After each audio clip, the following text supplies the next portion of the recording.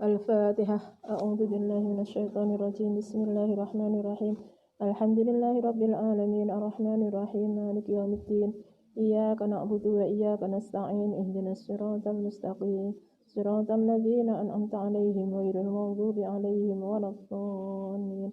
Rabbighfirli wa liwalidayya wa lil mu'minina amin. Malam ini kita sudah sampai pada hadis yang ke-15. Hadis ini menceritakan tentang bagaimana Nabi, berarti dalam hal ini adalah Islam menghargai dan mengakui kerja perempuan. An Abi Hurairah radhiyallahu anha, dari sahabat Abi Hurairah radhiyallahu anha, anna imra'atan sauda'a kanat takumul masjidah. Anna, sesungguhnya ada seorang perempuan, imra'atan, seorang perempuan, sauda'a, yang berkulit hitam. Ini ceritakan ada seorang perempuan berkulit hitam. Biasanya yang berkulit hitam itu biasanya di sana posisinya sebagai budak, sebagai pembantu ya. Seorang perempuan berkulit hitam, kanat, perempuan tersebut takumul masjidah. Nah, dia itu bertanggung jawab terhadap kebersihan masjid. Jadi dia adalah marbotnya masjid. Pada saat itu, pada zaman Nabi pun perempuan itu sudah boleh kerja di tempat-tempat publik. Masjid kan tempat umum, masjid itu kan tempatnya laki-laki, tapi ternyata yang menjadi marbot, yang bertanggung jawab terhadap kebersihan masjid waktu itu adalah seorang budak perempuan. Famatat, kemudian wafat siapa budak perempuan itu. Fafaqadahan Nabiyyu sallallahu alaihi wasallam.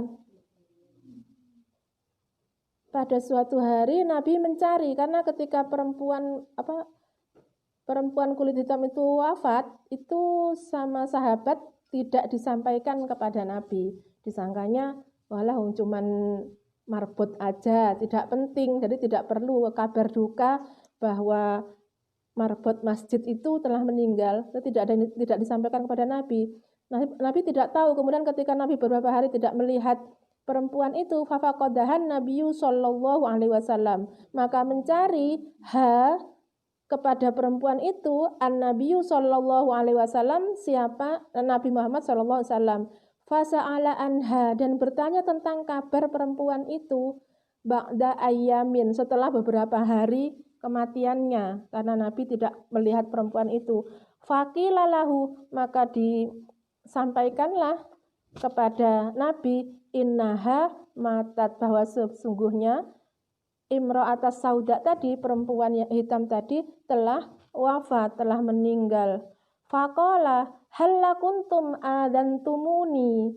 Loh, kaget Nabi, kok bisa perempuan itu wafat? Kenapa kalian, kenapa kalian semua adantumuni tidak memberi kabar kepada saya?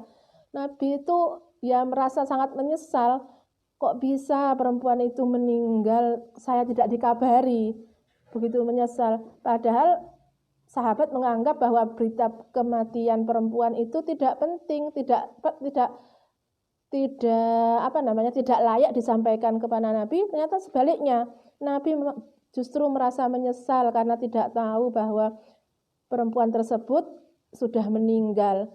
Apa kemudian yang dilakukan Nabi? Karena begitu menyesalnya dia, fa'ata qobraha, maka mendatangi siapa Nabi, qobraha, kepada kuburan perempuan tadi. Fasalla alaihi, dan sholat jenazah, sholat ghaib Nabi di atas makam perempuan tersebut. Rawahul Baihaqi. Takumul masjidah, ay taknusuhu. Artinya takumul masjid artinya adalah membersihkannya, yang menyapunya. Hadis ini, apa yang bisa kita pelajari dari hadis ini? Bahwa hadis ini menceritakan bahwa Nabi itu tidak pandang bulu ya, dan dia sangat menghargai kerja-kerja yang telah dilakukan oleh siapapun, termasuk oleh perempuan. Bahkan perempuan ini adalah perempuan kulit hitam yang biasanya pada masa itu tidak diperhatikan, karena biasanya perempuan kulit hitam pada masa itu kebanyakan jadi budak. Tapi sebaliknya, Nabi sangat menghargai perempuan itu, padahal perempuan itu kerjanya adalah membersihkan masjid.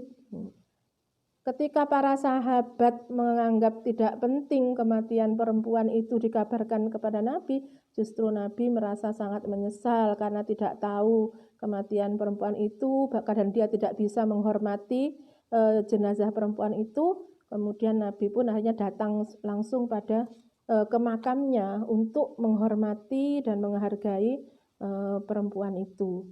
Jadi tidak benar kalau selama ini kerja-kerja seorang perempuan itu tidak dihargai. Kerja perempuan di bidang di publik pada saat itu pun perempuan sudah diberi kesempatan oleh Nabi untuk bekerja di ruang publik. Bayangkan pada saat itu kalau masjid itu kan lebih banyak menjadi wilayah laki-laki ya. Tapi justru yang membersihkan, yang bertanggung jawab atas kebersihan masjid saat itu adalah perempuan. Berarti saat itu perempuan pun sudah boleh kerja di ruang-ruang yang di situ lebih banyak dihuni oleh laki-laki.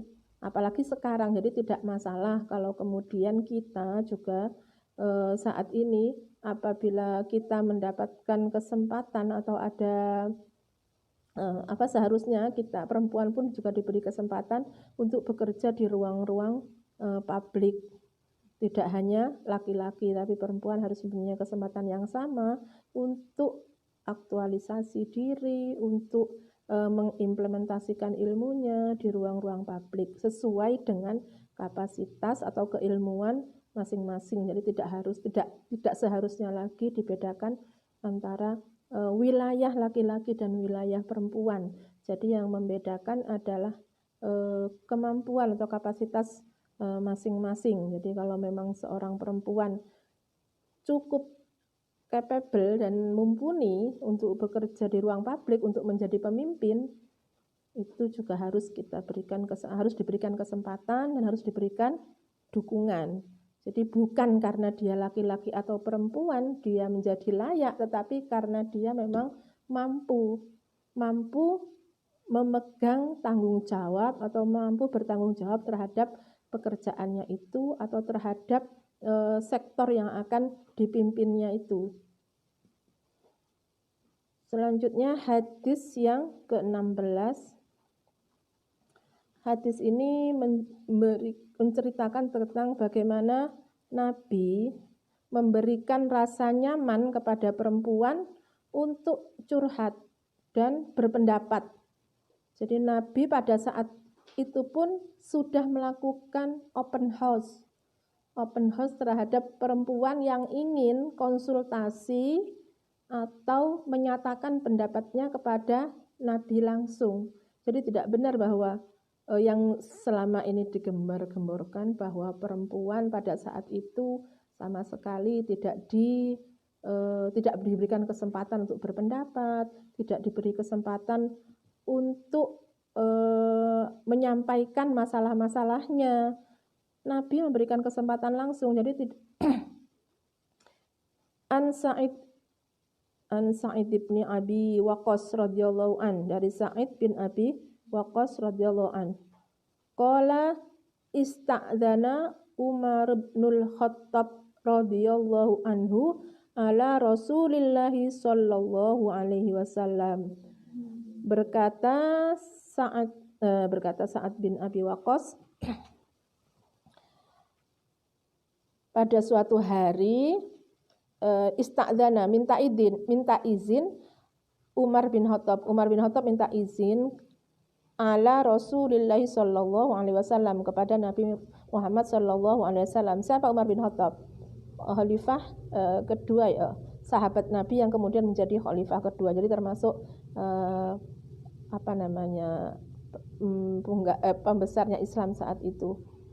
Wa indahu niswatun min Quraisyin, Padahal saat itu indahu itu kembali kepada Nabi. Di sisi Nabi saat itu di sekeliling Nabi, niswatun min Quraisyin, ada istri-istri orang Quraisy, yas'alnahu wa yastakthirnahu. Yas'alnahu, bertanya-tanya, mereka bertanya kepada Nabi atau konsultasi kepada Nabi, wa yastakthirnahu, dan banyak menuntut pada Nabi, wa yastaksirnahu, dan banyak menuntut pada Nabi, aliyatan aswatuhunna, dan mereka itu aliyatan itu tinggi atau keras, aswatuhunna, suara-suara perempuan itu ya dengan keras, tidak dengan bisik-bisik, tidak dengan lemah lembut, ya biasalah bicara dengan Nabi itu mereka biasa, ala sautihi, ya, aliyatan aswatuhunna ala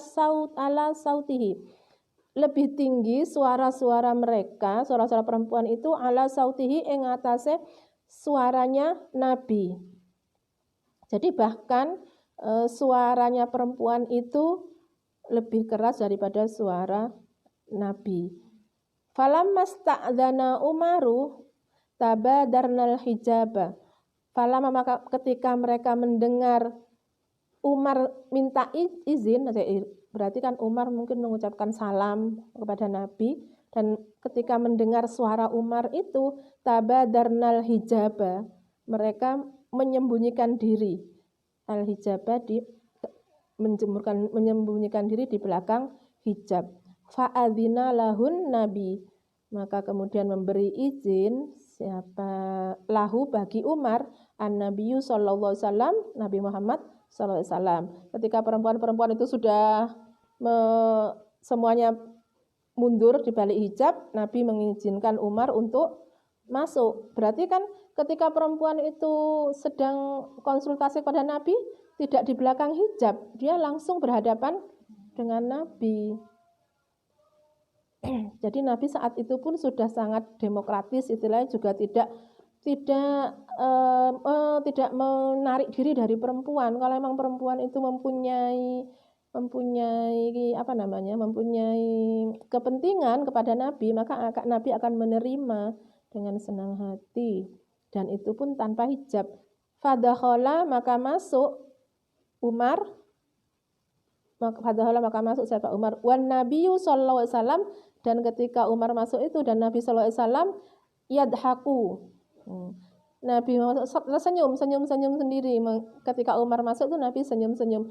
Faqala adhaqallahu sinnaka ya Rasulullah bi abi wa anta wa ummi. Ini istilah orang Arab. Faqala, maka berkata Umar, loh, kenapa adhaqallahu, menertawakan engkau, sampai kelihatan gigi, adhaqallahu sinnaka ya Rasulullah bi abi wa anta wa ummi. Jadi heran, kenapa engkau tertawa wahai Rasulullah? Ini hanya menggunakan ungkapan Arab.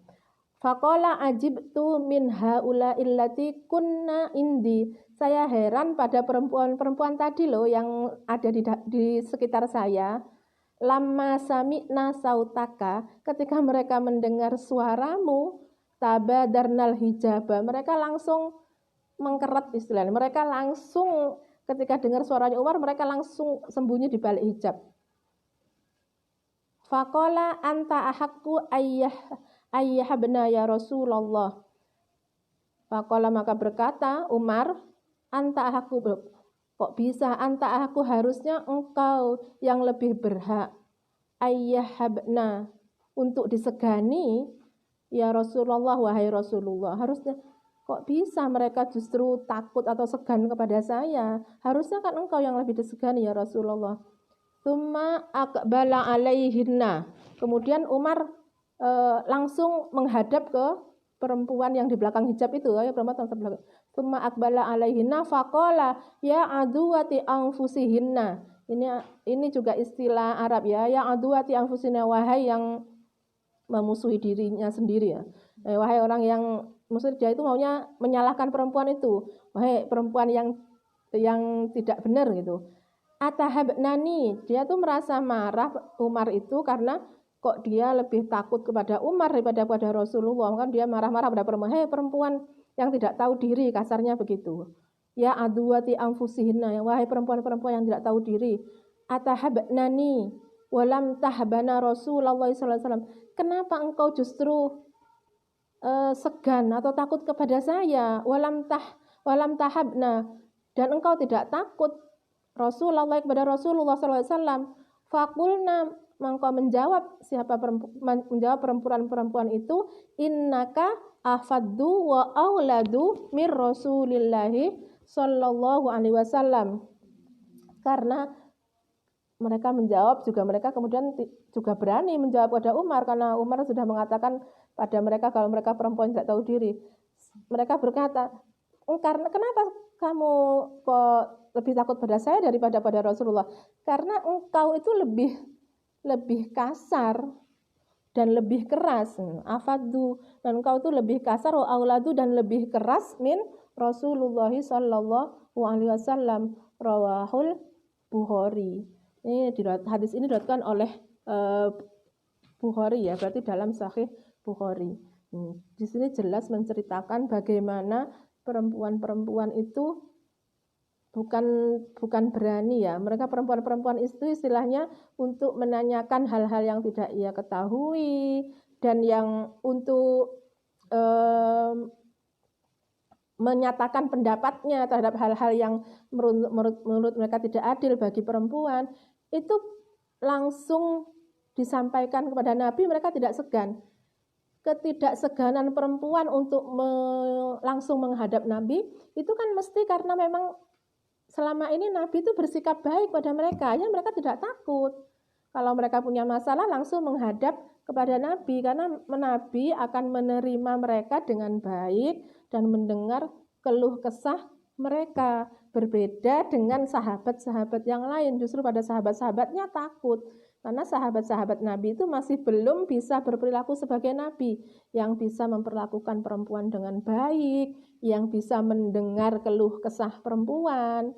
Karena kita tahu kadang orang itu kan susah mengendalikan egonya. Jadi kalau sahabat-sahabat itu masih merasa egois ya, atau masih merasa merasa ini ya, apa istilahnya, enggan ya, atau jaim lah. Kalau jaim, merasa jaim lah untuk menerima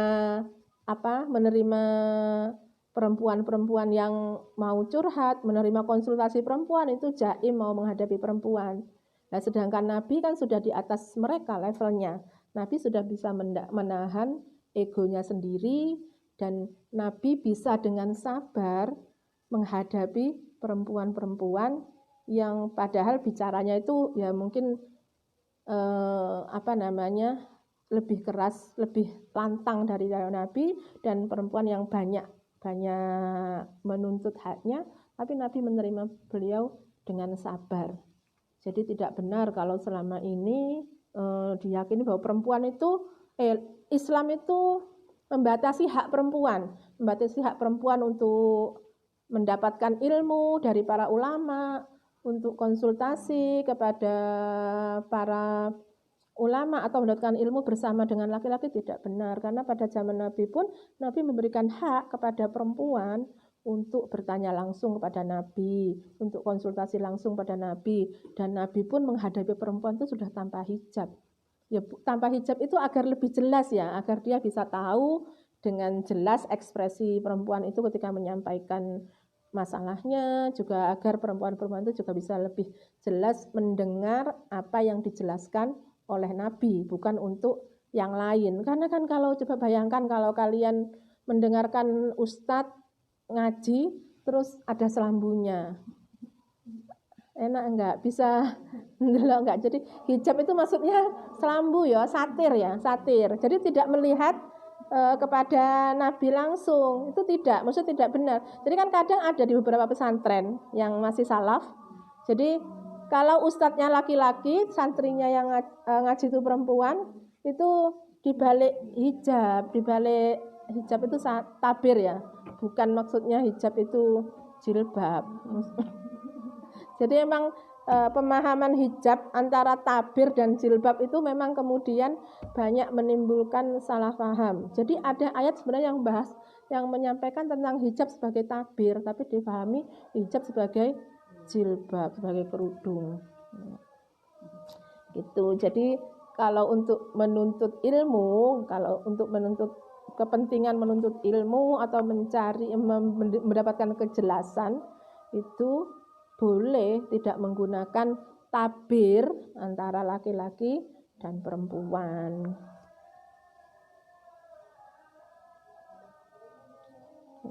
Ada azan, nunggu dulu apa langsung ya? Langsung aja nanti mendengarkan azan yang selanjutnya karena banyak azan. Hadis yang ke-17. Babun nisa la tab'adur rijalu anil kurbati lillahi ta'ala. Anil kurubati dari mendekatkan, bab bahwa perempuan itu tidak menjauhkan laki-laki dari kedekatannya kepada Allah.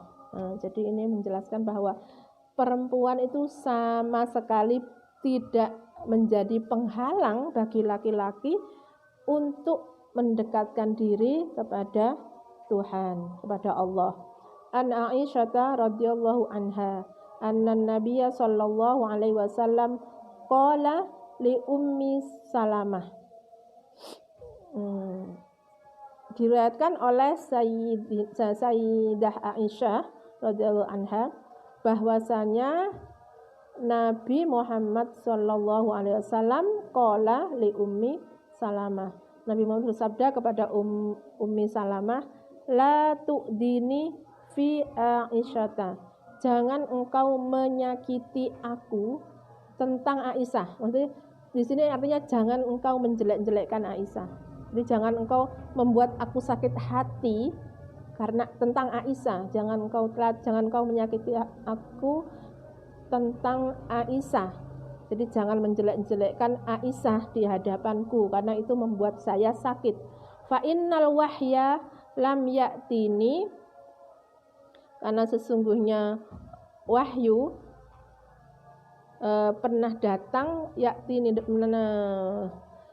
ketika datang kepadaku, wa ana lam ya'tini tidak datang kepadaku, wa ana fi saubi imra'atin illa Aisyata, tidak datang kepadaku wahyu dan saya sedang di saubi, dalam selimut ya, saubi dalam pakaian seorang perempuan illa Aisyah, kecuali Aisyah. Rawahul Bukhari. Hadis ini secara teks itu mengistimewakan Aisyah karena Sayyidah Aisyah itu memang orang yang cerdas dan sangat disenangi oleh Nabi. Makanya ketika ada seseorang yang menjelek-jelekkan Aisyah, Nabi tidak terima. Bahkan Nabi mengatakan bahwa satu-satunya perempuan, satu-satunya istri maksudnya, istri yang ketika saya bersamanya itu saya didatangi mendapatkan wahyu itu hanya Aisyah. Jadi Nabi itu pernah menerima wahyu ketika dia sedang bersama istrinya. Itu di sini bahasanya fi saubi imra'atin illa Aisyah. Di dalam satu selimut bersama Aisyah. Secara letterlock menyatakan bahwa ini wahyu, menyatakan bahwa Nabi pernah menerima wahyu ketika ia sedang bersama Aisyah. Tapi dalam konteks ini secara umum bisa dipahami bahwa ketika Nabi bersama seorang perempuan atau bersama istrinya lah, di sini bersama istrinya, itu sama sekali tidak menghalangi Nabi untuk mendapatkan wahyu. Dan berarti itu tidak menghalangi Nabi untuk dekat dengan Tuhan. Jadi untuk ketika proses mendapatkan wahyu itu berarti kan Nabi harus dalam keadaan suci dan hatinya bersih dan pikirannya terang untuk siap menerima wahyu. Nah, dan ketika Nabi menerima wahyu padahal dia sedang bersama Aisyah, berarti ketika Nabi sedang bersama Aisyah, bersama istrinya, itu pun sama sekali tidak mengganggu konsentrasi dia untuk tetap menyatu dengan Tuhan. Jadi dengan Allah tetap untuk mendapatkan wahyu dari Allah, untuk siap menerima wahyu dari Allah.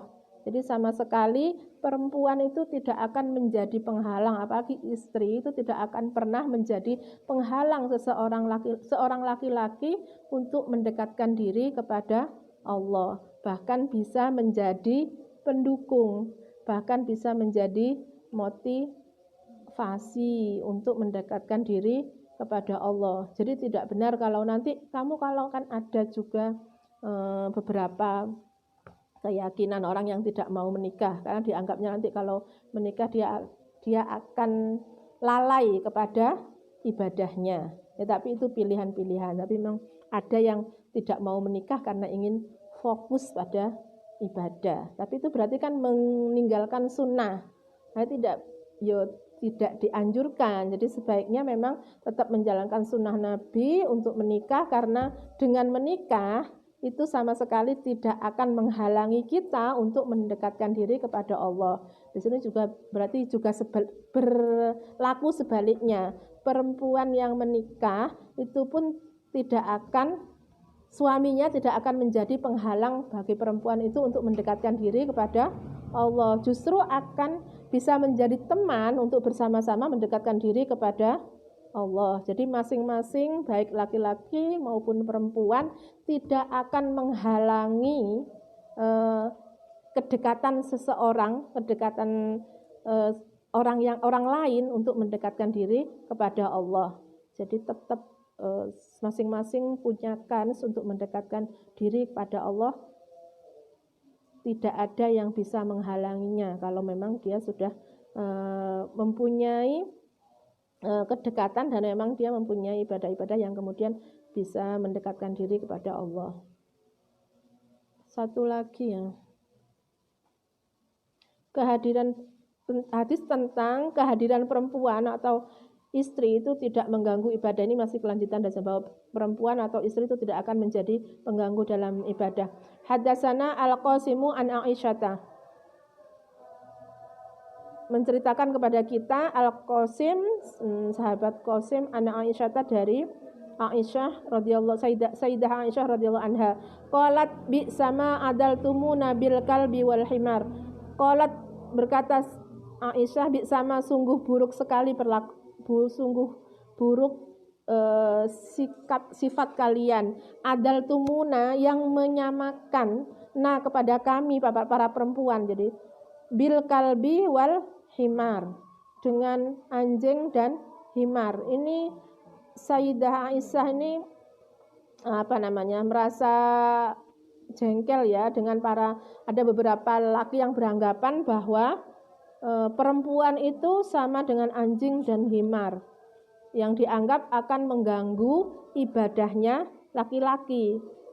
Laqad ra'aituni wa Rasulullah sallallahu alaihi wasallam, maka sungguh-sungguh saya mengalami sendiri dan saya melihat sendiri kepada Rasulullah sallallahu alaihi wasallam, yusolli, salat, Nabi sedang salat, wa ana mudtaji'atun bainahu wa bainal qiblati, Nabi sedang salat dan saya sebagai istrinya itu berbaring, maunya menemani Nabi, berbaring, kadang-kadang karena sedang tidak sholat, berbaring, bainahu, di antaranya Nabi, wa bainal kiblati, dan kiblat.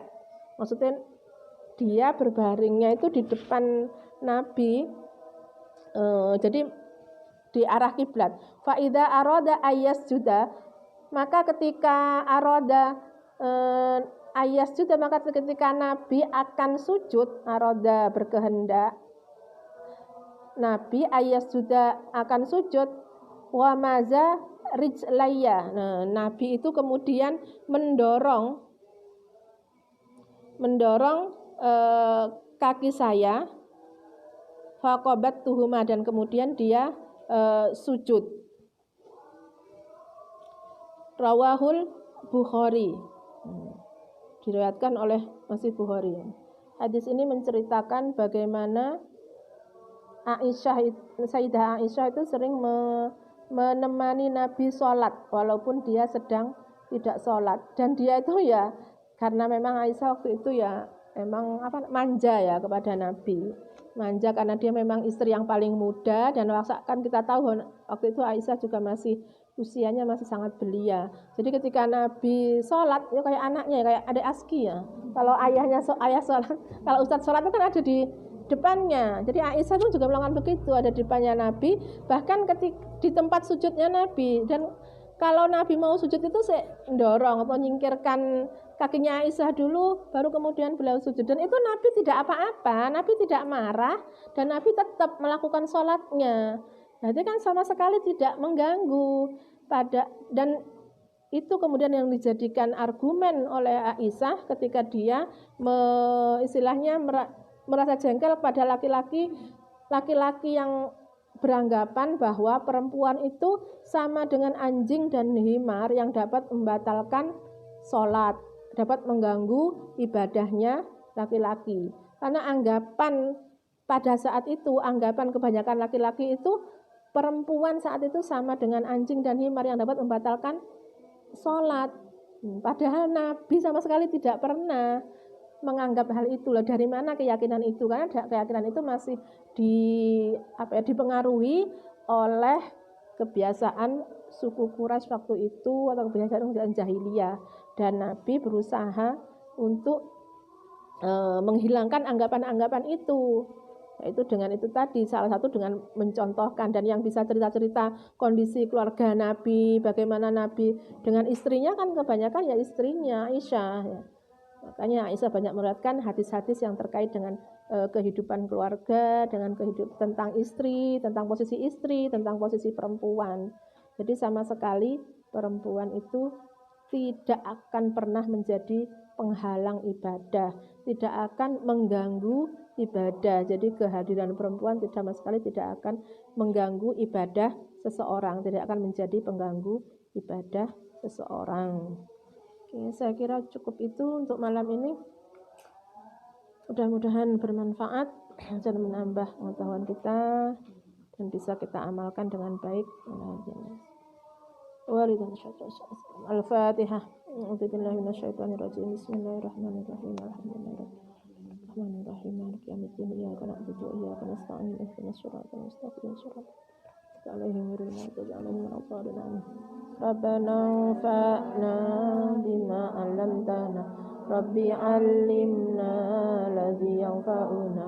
Rabbi fakihna wa fakih ahlana wa qarabati lana fi dinina. Rabbana anfa'na bima 'allamtana. Rabbi 'allimna alladhi yanfa'una. Rabbi fakihna wa fakih ahlana wa qarabati lana fi din. Subhanakallahumma wa bihamdika asyhadu an la ilaha illa anta astaghfiruka wa atubu ilaik.